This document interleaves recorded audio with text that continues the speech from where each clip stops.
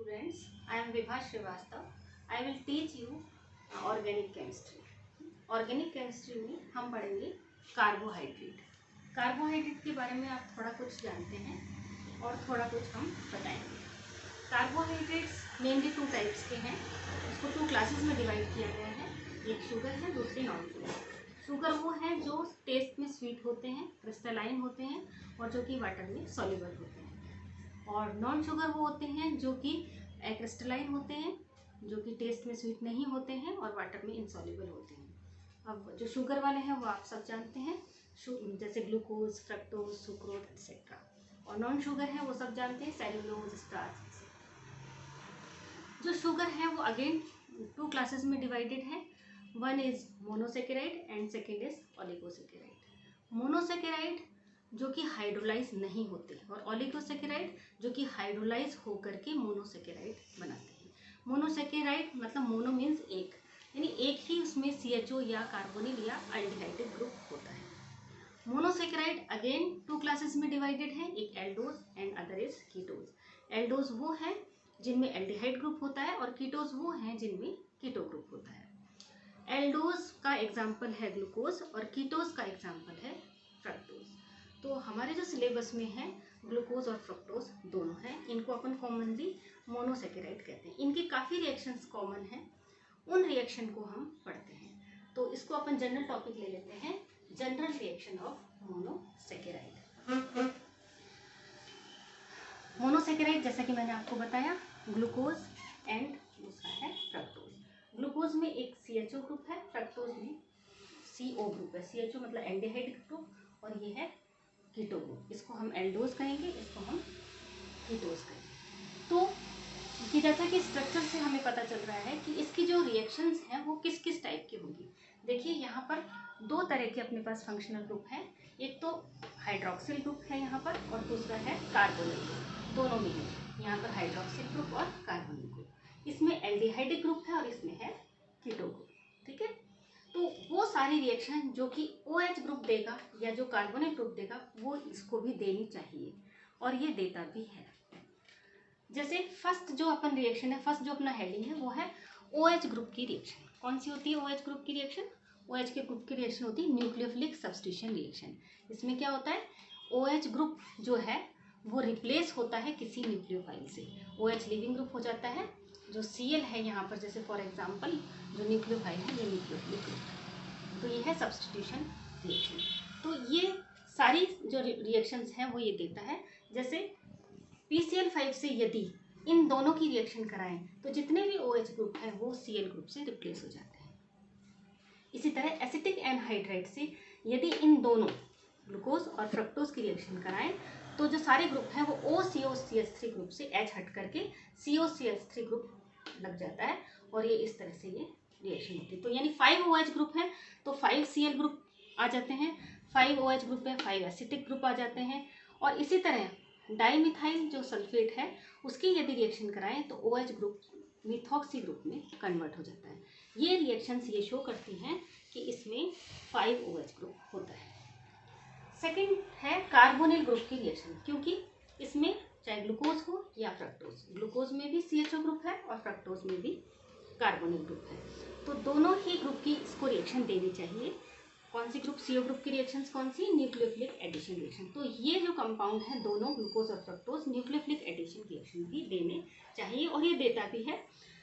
जैसे कि यदि फ्रक्टोज की HCN के साथ हाइड्रोजन साइनाइड के साथ जब रिएक्शन कराएं तो एडिशन होता है सिंपल कार्बोनिल ग्रुप पर एडिशन होता है और साइनोहाइड्रिन बनता है। इस तरह से रिएक्शन होती है। देखिए ये कार्बोनिल ग्रुप है, कार्बोनिल ग्रुप पर ऑक्सीजन मोर इलेक्ट्रोनेगेटिव है, ये अपने तरफ बॉन्ड की इलेक्ट्रॉनों को खींच लेता है जिससे इस पर partial negative charge and carbon पर पार्शियल पॉजिटिव चार्ज हो जाता है।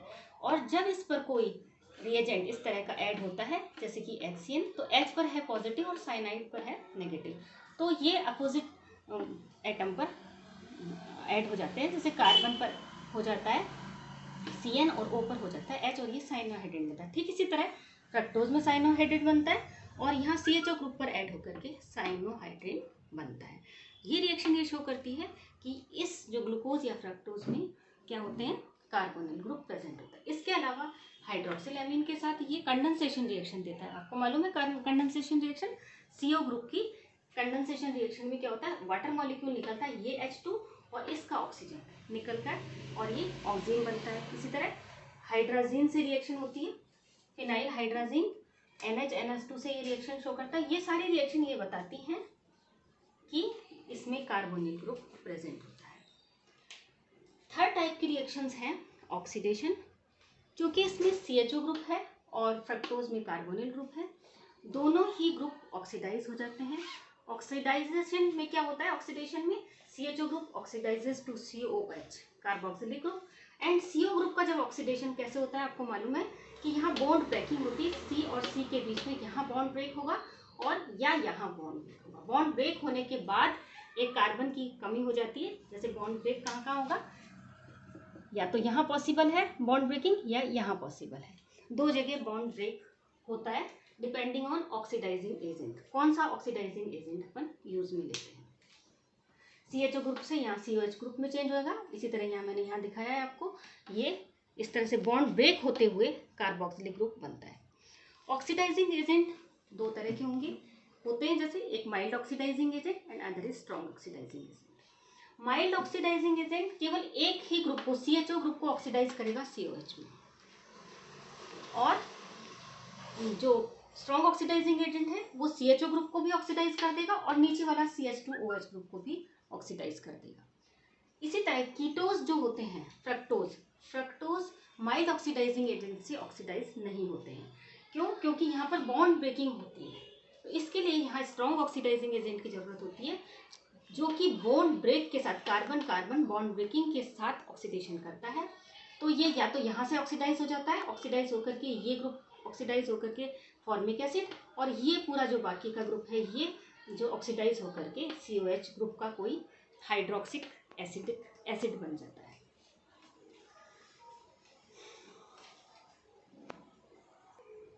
नेक्स्ट रिएक्शन है रिडक्शन। तो रिडक्शन में आपको मालूम है कि किसी भी कार्बोनिल ग्रुप का रिडक्शन होने पर हमको अल्कोहल मिलता है। तो CHO के ग्रुप का जब रिडक्शन होता है प्राइमरी अल्कोहल मिलता है, और सेकेंडरी कीटो ग्रुप का जब ऑक्सीडेशन होता है सेकेंडरी अल्कोहल मिलता है। तो ग्लूकोज में CHO ग्रुप है, ये रिड्यूस होकर के प्राइमरी अल्कोहल CH2OH ग्रुप में चेंज हो जाता है। इसी तरह जो कार्बोनिल ग्रुप है फ्रक्टोज का, वो चेंज होकर सेकेंडरी अल्कोहल में चेंज हो जाता है। तो दोनों में ही प्रोडक्ट हमारे होते हैं सार्बिटोल और मैनिटोल, सार्बिटोल एंड मैनिटोल, यानी सारे जो ग्रुप हैं सार्बिटोल और मैनिटोल, यहाँ पर जितने भी ग्रुप हैं वो सब OH ग्रुप होते हैं। 6 कार्बन है और 6 ग्रुप में 6 जो कार्बन पर OH ग्रुप लगे हुए हैं। इसी तरह इसमें भी 6 कार्बन है और 6 कार्बन के जो ग्रुप हैं वो OH हैं। CO ग्रुप भी OH में चेंज हो गया, CHO ग्रुप भी CH2OH ग्रुप में चेंज हो गया। अब जो नेक्स्ट रिएक्शन है वो है फिनाइल हाइड्राजीन की रिएक्शन, जो कि ओसाजोन का फॉर्मेशन होता है। ये एक कैरेक्टरिस्टिक रिएक्शन है, ये ग्लूकोज और फ्रक्टोज की एक कैरेक्टरिस्टिक रिएक्शन है। दोनों ही, चाहे ग्लूकोज है या फ्रक्टोज, दोनों ही ओसाजोन बनाते हैं और सेम ओसाजोन बनते हैं। ये कैसे होती है रिएक्शन, इसको हम नेक्स्ट वीडियो में पढ़ेंगे। Thank you.